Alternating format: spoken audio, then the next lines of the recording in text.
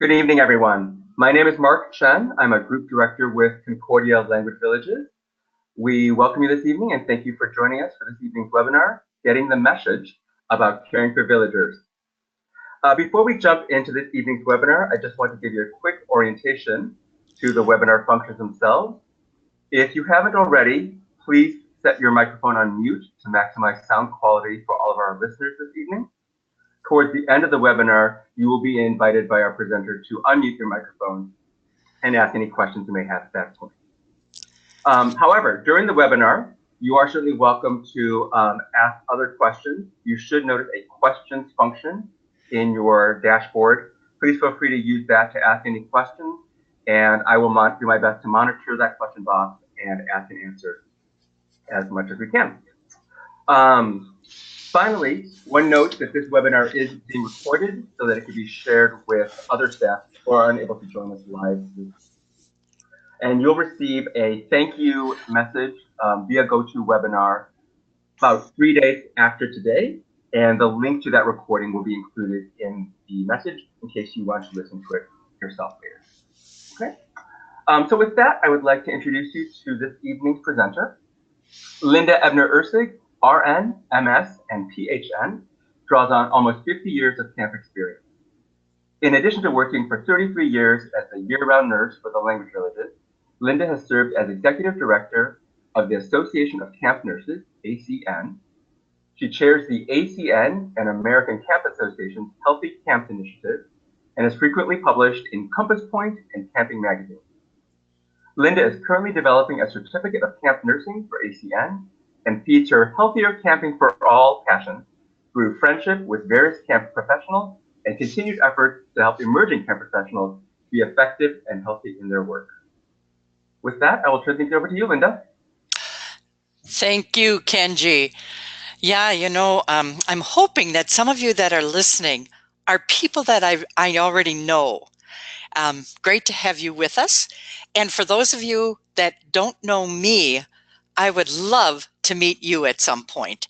That's what they make our summer programs for. And as Kenji knows, my home is here in the Bemidji area, and I'm more than happy to welcome you for, the coffee, the cookie, whatever it happens to be, and we can chat and get to know you.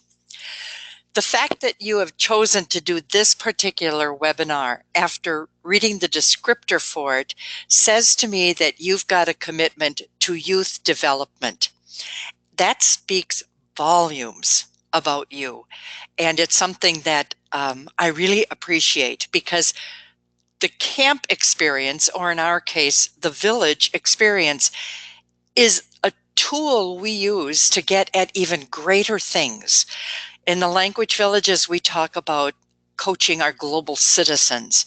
And in order to do that, they have to have a broad skill set, one of which is the area we're going to talk about this evening.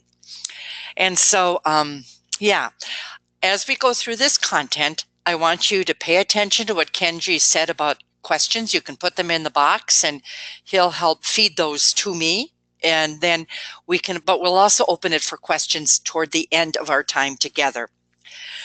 So this is where we're going to pop a first question up that you get to respond to. So Kenji, go ahead and insert our first question there. You know about Kenji and I. It's time we know a bit about you. Very good, and there we go. Aha. All right, everybody, click in. What is your job at the village this summer?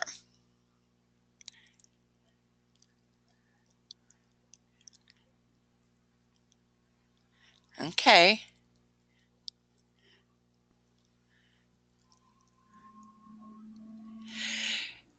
Okay, as you've answered there, we've got most of you are our counseling staff, but we've got some of you who are going to be coaching other staff, as well as some of our culinary arts people, or perhaps health services.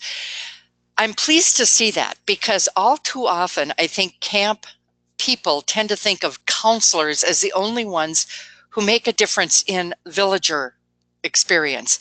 And boy, It is all of us. I don't care what job we're going to be doing. So let's set the groundwork here for this a little bit. This next slide shows you an icon that we've been using in our Healthy Camps work. This, as Kenji said, is a joint venture between two national organizations. In fact, one of them is an international organization. And we're looking at the mental, emotional, and social aspects of what it means to have a camp experience. Some of you are really aware that when we speak in terms of mental health, we're primarily focusing on the brain, that thinking component, the various chemicals that interact in that brain. When we say the emotional aspect, that's where our heart comes into it, feeling. And for many of us, villagers will primarily come from a feeling base first. That's their natural tendency. By the time we get to be these precious things called adults, we tend to sometimes stick our rational mind as a priority, and there's a balance that has to be achieved. Whereas the social component is our ability to work with one another. Now, most of the time, those three aspects interrelate quite harmoniously, and we get along pretty darn fine in this world of ours. And that's what we call health or wellness. But every one of us has got off days too. And so that wellness can slide, up and down that scale a little bit. Same with kids. And kids are even a little more volatile in that because they are still developing these components. The bottom line, however, is regardless of our mesh profiles, I want you to stay focused on a goal.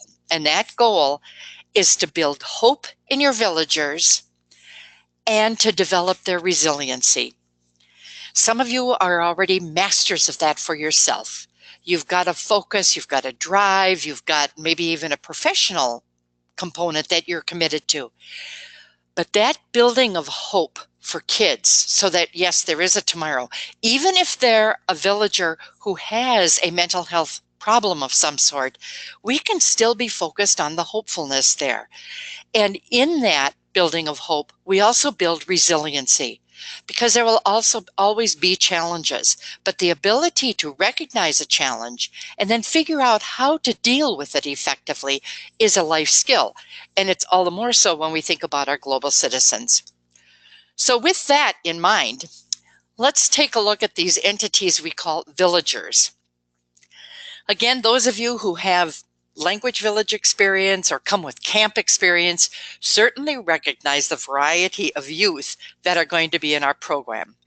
Some of our kids are whippersnickers, okay? They're the young ones, the 7, 8, 9-year-olds. In fact, if you have a day camp at your village, you may be even getting younger kids than that.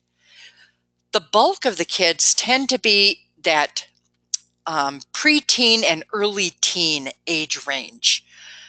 And then we certainly have some of our older adolescents too. In fact, most of our youth development literature now defines the older adolescent as reaching into the mid-20s.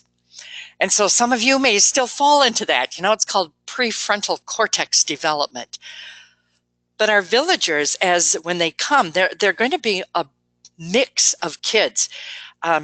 Some of these are kids whose parents are looking for value-added summer experiences. And that's where the villages shine. Yes, the kids have a great villager experience, but they also come away with life skills. Many of the villagers will share the global perspective that you yourself have, at least in some way. Some of them come from bilingual and trilingual homes, and so they really are a global citizen already. But we also have kids that are challenged. We have some kids that are overprivileged. Everything has been given to them. We have other kids that are underprivileged. They've got some deprivations that they're coping with. And we have a bunch of kids right in the middle there, okay? They may not be the richest people on earth, but I'll tell you, they know how to spend those nickels wisely. The interesting thing is, no matter what the demographic is, many of our villagers are smart kids, okay? they make connections, and they're ready to connect with you in some really important ways. So this is where we have another question for you.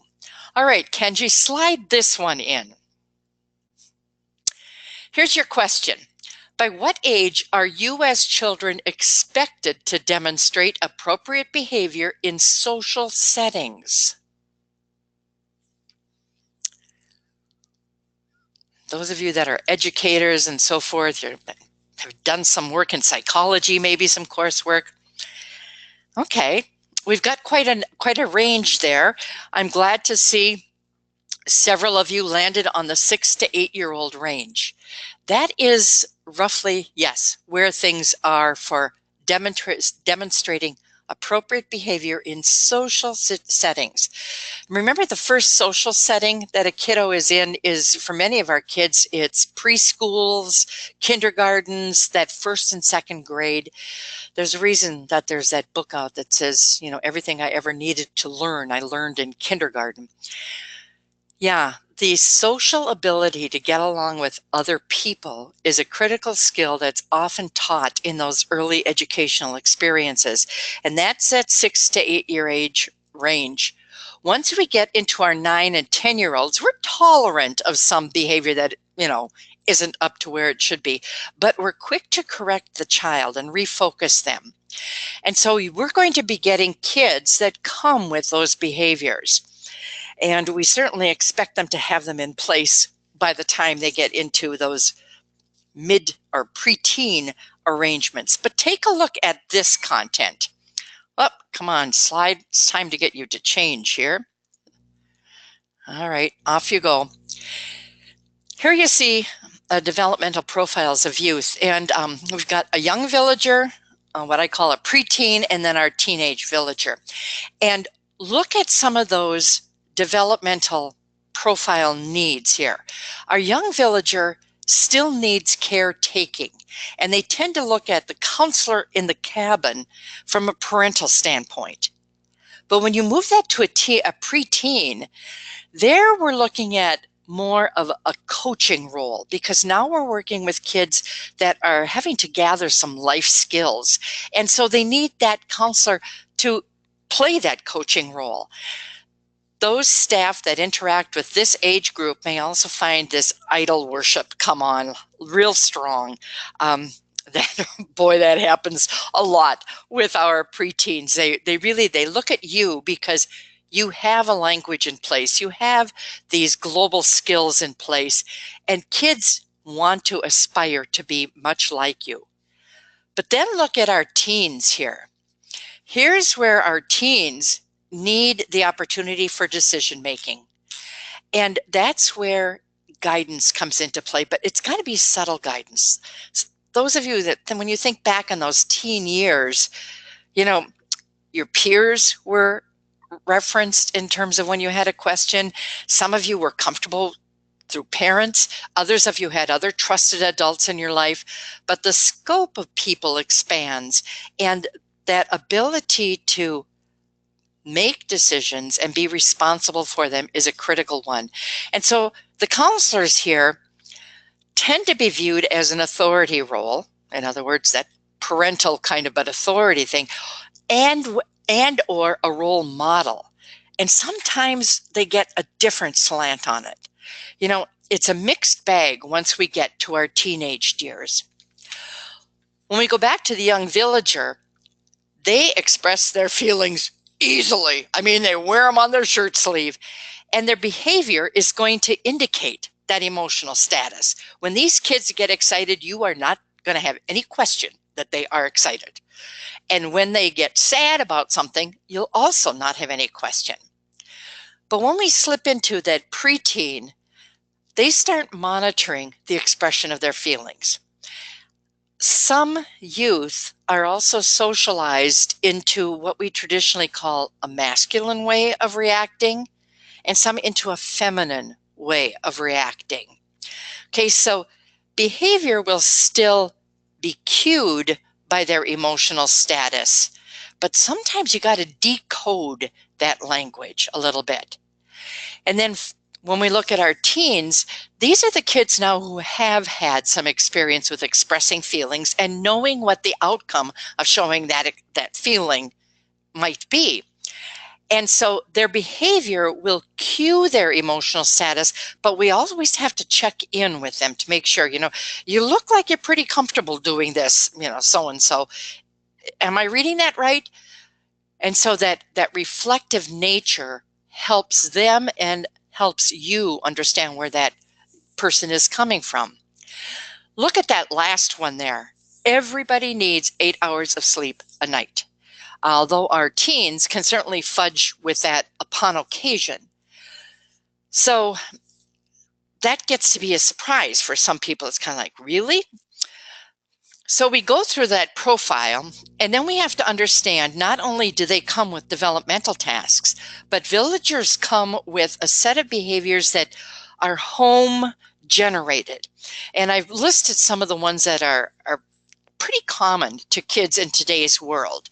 They never go someplace new by themselves. They always go in a group. They're coached. You never take something from strangers. You stay to well-lit paths. You certainly don't undress in front of people. Okay, that's got a whole list of things attached to it. They are coming from homes where they can help themselves to what they'd like to eat. Some homes have got almost a restaurant quality about them these days, where there's options. I mean, you go to open the fridge and reach for some milk, and you can choose, the soy, the almond, the cow, take your pick, the coconut, whatever it happens to be. These kids are also used to being plugged in, particularly via their phone and texting. Some of you reflect that same thing. If they hear suspicious noises, they're coached to get help. Don't tolerate that suspicious noise. It may be harmful to you. And they're always coached to use their words, to tell people how they're doing. And then something happens. It's called opening day. And wham, they find themselves at a language village. Now, a lot changes. They're often at the village by themselves. They may know friends from last year, as a returning villager, but everybody has changed. They've had this thing called the school year to make a difference in their lives. So there's that day or two of kind of resettling in. Once they get to a village, they're taking things from strangers. That's called you, the staff, okay? How strange you are can make a difference to them. Well-lit paths? In our setting, we use starlight or flashlights. Well-lit paths at home are also cut back, whereas the village, Mother Nature, provides those bushes and whatever else is along the path. Scary people can jump out and get you out of those bushes. We have different foods. For us, we love it. We're wallowing in the foods of our cultures that speak that target language. Many of our villagers, however, come from homes where a menu is pretty straightforward, and a lot of it will come from, picked up at Applebee's or the pizza place or stopped for a burger somewhere along the way home. Their menu becomes pretty circumscribed. Alone time is pretty rare in a language village for the villagers. They are often kept in groups. It's called supervision and a need for us to supervise. Whereas at home, they can disappear into their room and do this phenomenal thing that I call decompression. They've just had a great day at school. They're swinging from the light bulbs, and they come home and they have to decompress. Or maybe it was a really bad, tough day. We are unplugged, whereas the kids are used to being plugged in. In fact, I don't think I'll ever forget Richard Louv in his book. It opens with the story about he was talking with a 9-year-old boy, and he asked the boy, "Where do you like to play?" And the boy said, "Oh, indoors." And Richard Louv, who is a natural world advocate, looked at the kid and he goes, "Indoors?" He says, "Why do you like to play indoors?" And the kid's response was, "Well, that's where the outlets are." And it just kind of like, whoa, brought that message home. in our wood setting, the Great North Woods of Minnesota here, we have a lot of what sound like suspicious noises to kids. Think about the first time you heard a loon calling on the lake, you know? And if you're 9 years old and you've never heard a loon call on the lake, heck, if you're 13 years old or whatever, yeah, that can be a pretty scary thing. Or the sound of tree branches scraping on the roof of a cabin. We have a lot of suspicious noises, all right? But it's generally, I mean, it's Mother Nature in action. Jeremiah the bullfrog lets one go at the waterfront. Kids, some of them, don't know much in the language. And so we tend to immerse them more. And you'll learn about techniques that we use for language education. Total physical response, TPR, is one of those, and how we mime the very thing that we're doing. We want to immerse the kids, right? Where they're told to use their words at home. They often don't know the words in our setting, or they don't know when they can switch to English. They're made to feel that using English is a mortal sin, and they better get on their knees in front of you when, true confessions come forth. In addition to that, look at the other things we changed: their name, their money, their bed, their friends, their schedule, the access to medication. I mean, the list goes on. I am genuinely impressed when at the end of opening day, we don't see all these villagers running down the village road screaming, "Get me out of here," because we changed so much on opening day, and we rarely talk about that with the kids. Okay, we rarely do that. Nobody explains it to the kids, or precious few people do. But there is an antidote to this. And it's one that you are going to pull out of your hip pocket over and over and over again. That antidote is spelled out there on that slide. Okay? It's informed staff. It's an effective cabin council. And it's that strategy of see something, say something, which shouldn't be foreign to any of us at this point, given the national crises that have erupted. And we're hearing people use that comment more and more deeply. But informed staff, that effective cabin council, is an extremely interesting question. Okay, and that is the antidote. But now with that in mind, we're going to slip in some questions here. Okay, slip in that next question, Kenji. Here we go. What percent of high school aged youth get adequate sleep at night? When you think about the high schoolers in our country, and remember, now you're going to be at a language village that's going to pull kids nationally, if not internationally. What percentage of them get adequate sleep at night? 58% of you think that it's 30%. It's actually 31.3%, according to the latest national study through the American Public Health Association. So that is good. We're getting primarily a sleep-deprived adolescent coming to the program. That's an important thing. Now, try this next one. Here's the next question. What percent of U.S. children were repeatedly emotionally bullied this past year? Okay, emotionally bullied.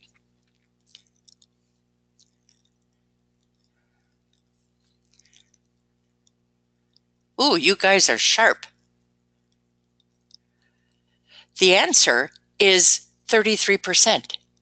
Okay, 33% of our kids who are emotionally bullied. And they're, these are across, when you think about a group of villagers, the 10, 12 kids in a cabin, the bunch that's sitting at the table, the group that's in front of you for a language class, or the bunch that come for your activity, they're bringing this kind of history with them.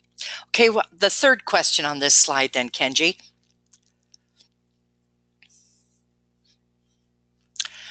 What percent of our U.S. children witnessed violence in their family during the past year? Actually witnessed violence in their family.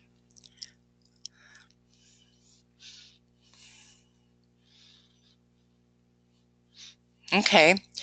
43% of you selected the 10%, and 36% of you selected 15%. The correct answer is 20%. Okay, witnessing violence in the family is one of the things that's happening more and more frequently to kids. And so we have a caution here as I'm moving a little more deeply now into our youth development information. I want all of you to keep in mind that we are human, okay? And so stuff is going to happen to us. And some of the things when they happen, because of the resiliency we have, we do okay, even though something bad has happened. But there are other people, when they bump into bad situations, like witnessing family violence, they get stuck. And they don't have the coping skills or the resilience to rebound from that. So let's go to the next slide and take a look at what some of the kids bring to us.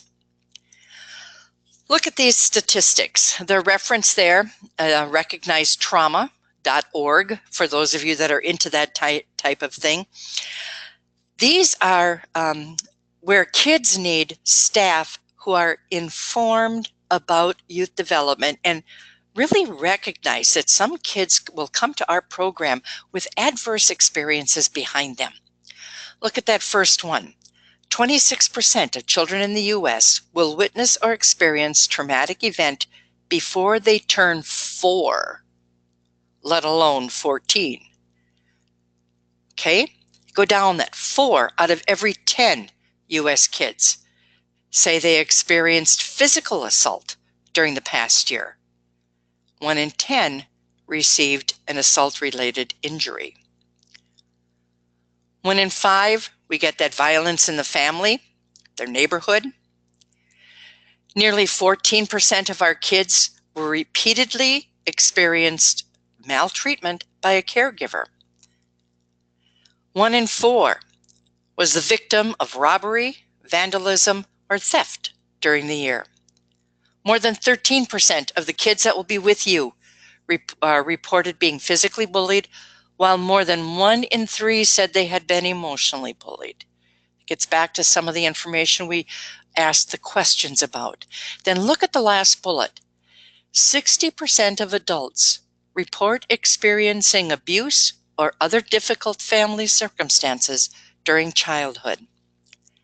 You know, these adverse childhood events are not uncommon. That's one of the bubbles I hope I'm bursting in your head. In fact, some of you may recognize in things that comments I've just made, that they were part of your experience too. They are very common to being human. Adverse childhood events are called ACEs, and we've done some research on these.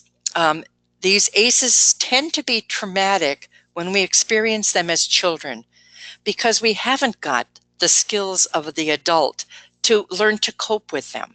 Okay, so they're traumas for some of them, and they impact both the youth's physical status as well as their mesh profile. So I want you to be aware that these things happen. And some of the villagers, when they come to our program, will bring that trauma history with them.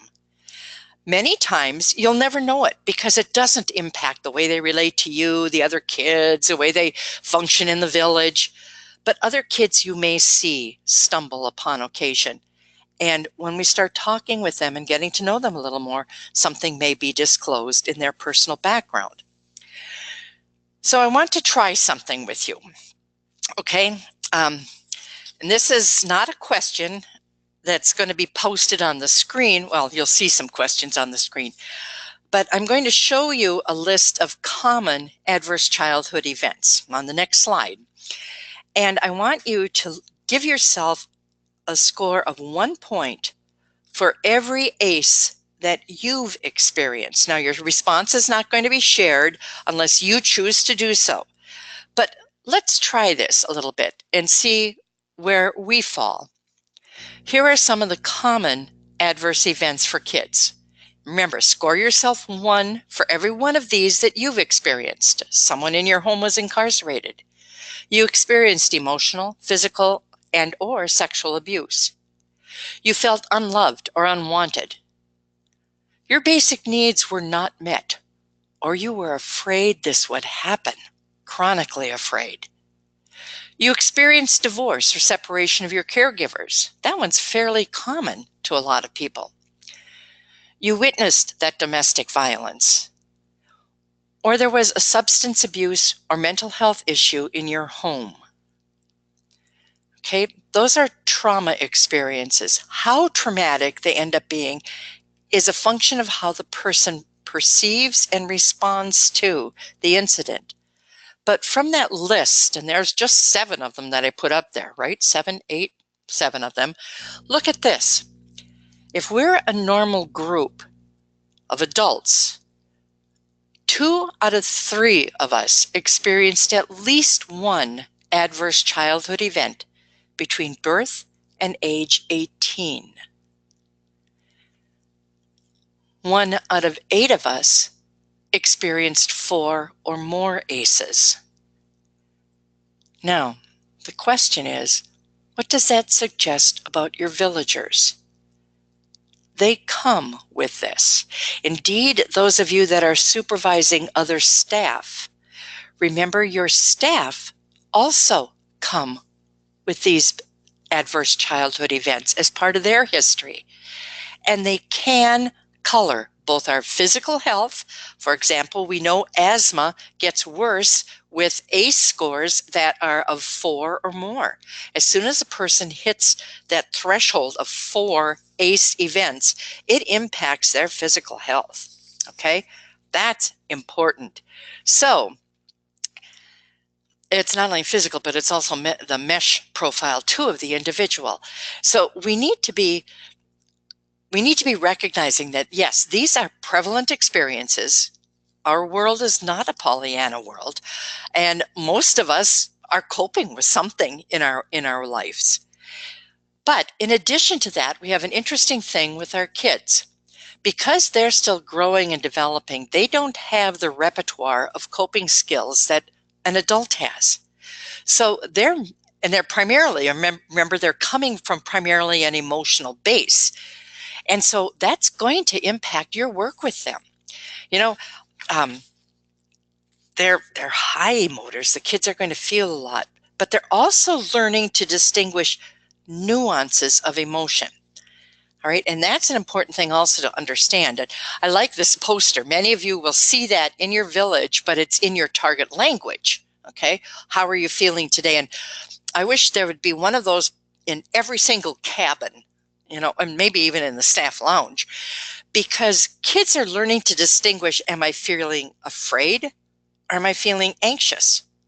Or maybe it's just being shy that I'm feeling. And they're learning what that distinction is. Am I sad? Or am I lonely? Or am I depressed?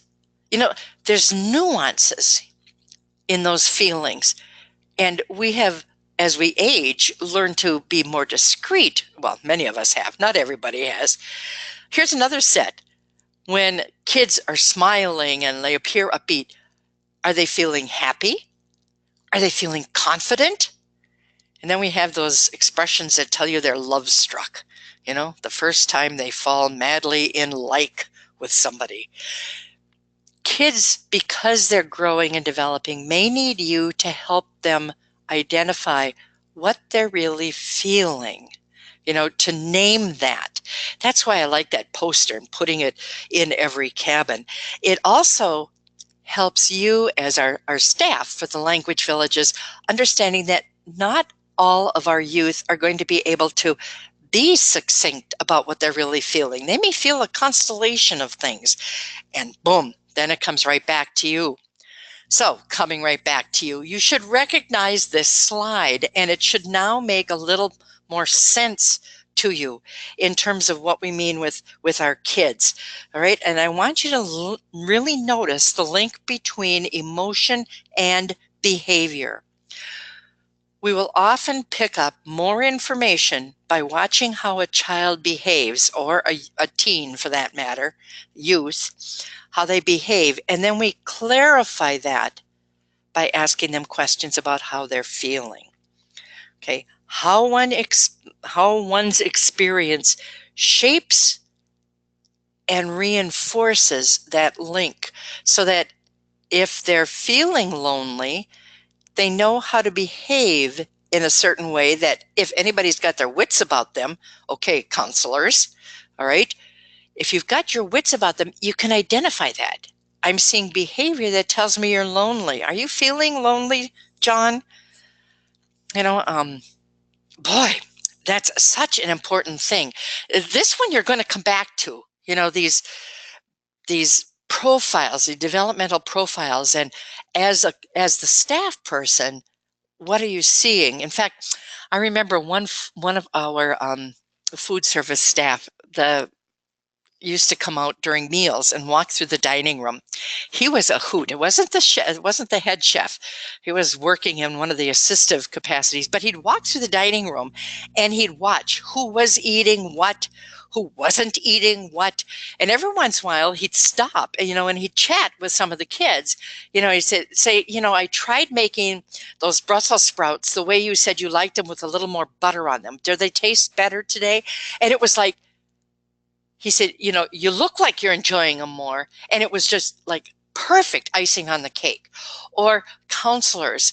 I often challenge the staff who are living with kids in a cabin to spend 2 minutes a day in one-on-one conversation with every child in that cabin. I don't care if it's walking on the path to breakfast, but it's one-on-one, so that child knows you have their undivided attention and vice versa. That helps solidify and make those connections that are going to make the difference in our ability to be effective with kids, right? And to promote that hopefulness, that resiliency that we'd really like to see in them as well as in you. But we also have kids that will come and will have a mental, emotional, or social health concern of some sort. In fact, as you can see on the slide there, 20% of our adolescents will have a diagnosed MESH concern. Now, some of these are pretty straightforward things. For example, ADD, ADHD, right? That one's fairly common. Anxiety, okay? That one is common. I hate saying that, but it's like, well, anxiety and depression I call the common cold of the psyche, those two in today's world. Some of our kids will be autistic. They may have Asperger's or Tourette's or one of the other autism spectrum challenges, and they tend to be higher functioning and indeed fairly precocious with learning language. I mean, these kids really sop up the language learning. Those are all the diagnosed, kind of psychiatric things, and what, and then we do have the ones that are situational MESH concerns. Some of these situational things are a parent will include a note that talks about the child recently lost, experienced the death of a significant person, or sometimes it's even the pet. Okay, or maybe the child tends to be homesick. They haven't really learned how to cope with being away from that place of security called home and mom or my refrigerator or my boyfriend or whatever it is that causes those feelings of longingness. And I think one that can be somewhat hidden or a little more subtle is that connection with technology. And when we unplug people, what happens? And so, yeah, those are the kinds of things here that kids will bring to us. Will you be told about it? Maybe. We don't always disclose everything about somebody to all staff. It's called privacy. It's called confidentiality.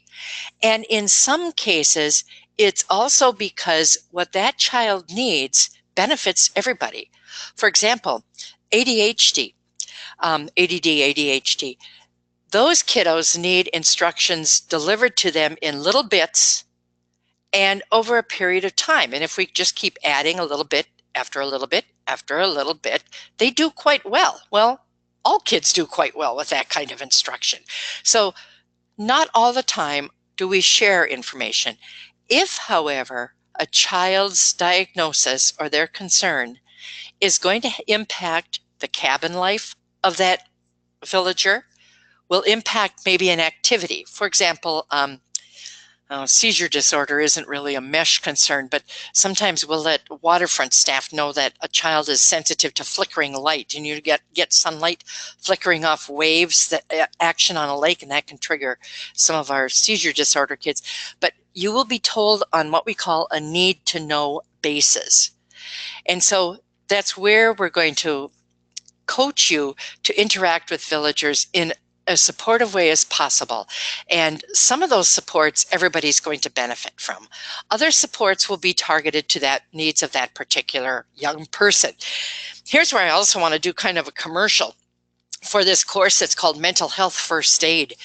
I'm hoping that it's showing up in some of our college campuses as a course that you can take. Maybe some of you who are teachers have found that your school is offering this course, just like we have regular first aid and CPR courses. This is on the same level as that, but it's for the mesh profile of us. You know, I think we've finally woken up to the fact that we do more than bleed and throw up. Sometimes we cry, sometimes we get all excited about things, sometimes we have panic attacks. I mean, welcome to the human race. And Mental Health First Aid, if you ever have a chance to do that course, take it, because it teaches you how to respond when people come into a crisis, even though you don't have a string of letters after your name. And it gives you the appropriate boundaries for your response. In fact, those of you that are good readers and enjoy, you can get Mental Health First Aid like at places like Amazon. There is a book, Mental Health First Aid for Youth, that I recommend. I think it's under $10 if I remember correctly. But that would be one that you might want to just poke your nose into before you head off to the village. With our kids with mesh concerns and so forth, there are, however, and this is the second step along with informed staff, but there are strategies that support the mesh profile of everybody. All right, look at that. We mentioned cabin council. You'll be coached by your leadership team what that means. I think one of the most effective pieces that I've seen our deans insert is the very first night that villagers are with the cabin group. They will sit with their cabin staff, and those cabin staff are coached to ask just the simple question, how are you doing with being here? And it gives the kids an okay environment to process some of those changes that, you know, here's the rules we lived by at home, but oh my gosh, here's what we have to do at the village. And they can talk about some of that and process that. You will also be able to note and adapt to those youth behaviors. I cannot emphasize that one enough. If I had to tattoo one thing on your arm, it would be watch the behaviors. Use the behaviors to give you the cue to what's happening from that emotional thing. You'll also hear your leadership staff talk about immersing kids in our program, but not submerging them. Critical difference. Critical difference. Then to be around and explain the how problems are going to be addressed, and then do that. You know, I recall Nellie. There was a day in Nellie's cabin where another kid had just crossed, actually it was two kids, had crossed the line once too often for that counselor. And that counselor got angry. Well, and I mean, we're human. We can get angry, right? We don't have to have smiles on our face all the time. And that counselor verbally let those two kids have it and laid it out in no uncertain terms. Here's the behavior I expect from you, and this is going to cease and desist right now. And the counselor was giving them the old 1-2. Behind the counselor's back was Nellie, another villager. And Nellie crept into her bunk, squeezed herself into the far corner, pulled her knees up to her chest, and her hands would alternately cover her ears, her eyes, her ears, her eyes. Nellie emotionally reacted to that conflict. It took the counselor that responded to Nellie over an hour to gently work with her and get her to talk. And the story came out. Nellie was from a home that when mom or dad got angry, hitting rapidly followed. And here this counselor was getting angry, and Nellie was pulling on her survival skills by getting out of the way and trying to disappear. If she could have crawled into the wall of that cabin, she would have done it. She was having trouble coping with that display of anger, of frustration, all right? And when the staff understood that, then they were able to help her understand that it's okay to get angry. It's okay to get frustrated. Here's how we show it when we feel like that. But hitting doesn't always follow. And it's also where being around and available to your villagers, actually being present in the space where they are, is another critical skill. Some of the best staff that I've seen at the villages have been those staff that are around the kids. It's not like you over engage with the child. I mean, there's, appropriateness and inappropriateness to that also. But they were around when the kids were around. They didn't always disappear into this great black hole called the staff lounge. I've talked about feelings and behavior a lot. You will also have staff who are your resource personnel at your village. When you're puzzled about a kid's behavior or something just doesn't feel right, the pit of your stomach is going, oh, something's not right here. It feels a little off. That's the point to go and bring it to whoever is that staff counselor for you or that resource person. And then don't forget how many kids come to us sleep deprived, okay? And that ability to make sure that your villagers are getting adequate sleep, they're eating appropriately, they're staying hydrated, and they're able to express emotion is really empowering to the kids that you're going to be working with, really empowering to them. And so those are the kinds of strategies, and there are others. Some of your staff that have been at the villages before or are in these roles of mentor counselors or staff counselors or your dean and that leadership team, they have a whole repertoire of these. Listen to them, and when you get stuck with a particular kiddo, check it out, see what they have to say. The third strategy, along with staff who know about youth behavior, cabin council, is that see something, say something. Now, in the blue block there, I've listed some of the behaviors that kids will use that indicate that the child is stressed over something. And notice the word that the villager repeats. Again, remember, all of us have off days where we don't want to be around other people, not one more minute. That doesn't mean there's something pathologically wrong with us. I mean, we need those alone moments. But when the kiddo is always alone, always at the edge of the group, then I'd kind of check that out, particularly if it's paired with the very last thing on that list. Other villagers avoid this one. That will sometimes happen with our kids on the autism spectrum. These kids can be provocative to others. I mean, they don't understand social space necessarily or social boundaries.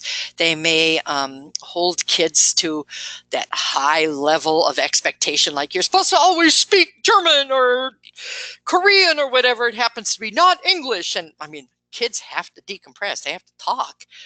All right. So yeah, it's noticing those. Those are the kinds of behaviors. But that being said, we can't forget the flip side of that. When we see a villager doing something appropriately or acting in an appropriate manner, reinforce that, catch them, and comment on it. That too reinforces the behaviors for them. They notice that somebody has noticed beyond the people in that social setting. Boom, see something, say something. The villager, it validates for them. And remember to always look for those clusters of behaviors. Okay, now I know our time is kind of rapidly drawing to a close here, so I want to go through this slide and then one more, and we will open to questions from you. We do have principles here that we have found in our camps that are the principles of youth-informed counselors. Okay, and counselors, I'm using that in a loose term. Everybody is a counselor. Everybody is.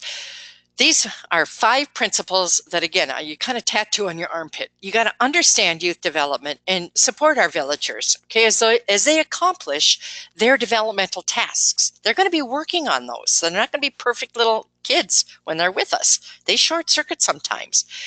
That you have the capacity and the skills to be supportive. Now, that's an important one because there may be times when you don't have the capacity. It is the last straw.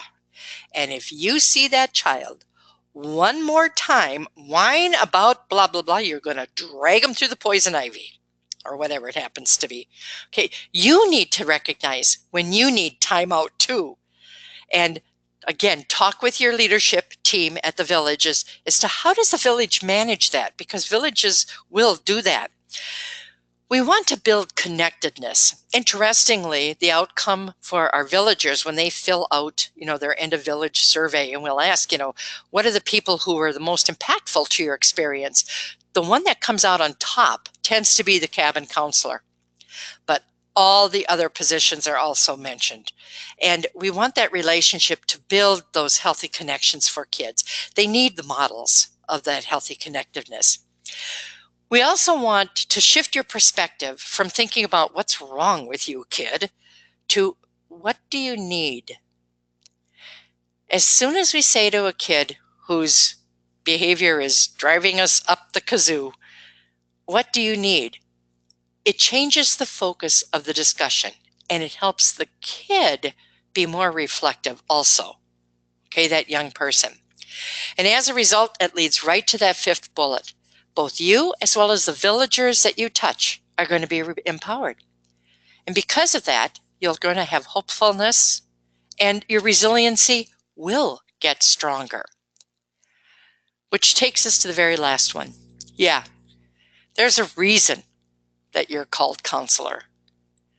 Okay, your job, your goal is to help them become these global citizens that have a hopeful perspective, not pie in the sky. It's still got to be grounded in reality. And they have resiliency.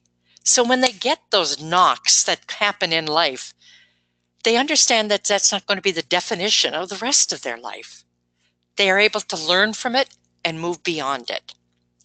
So there you have my pile of minutes here about our youth and the kind of kiddo that comes to us and some of the things about the kids and how they rely on us.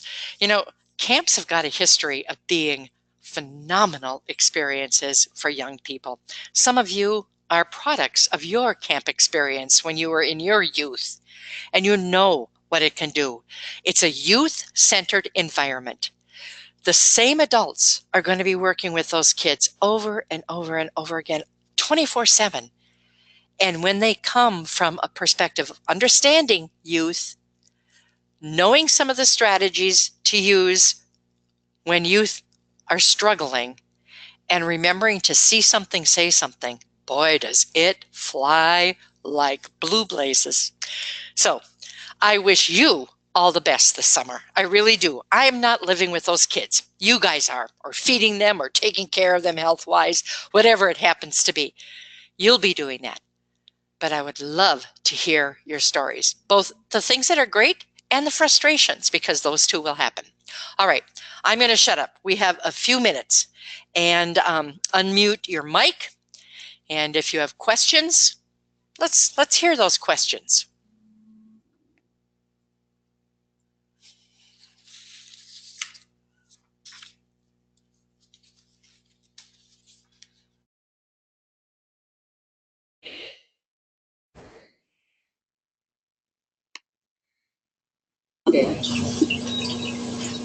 That's it.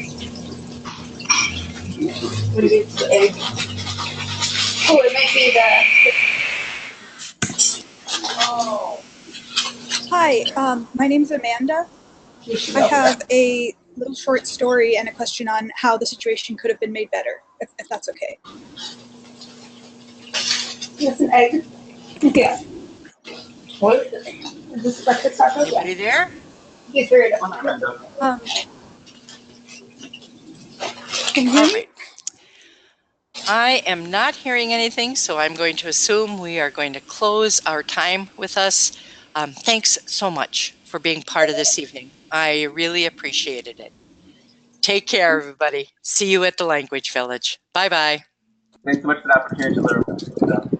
And to our participants, thanks so much for joining us this evening, and I look forward to seeing you at orientation this summer. Take care. Oh, I heard it.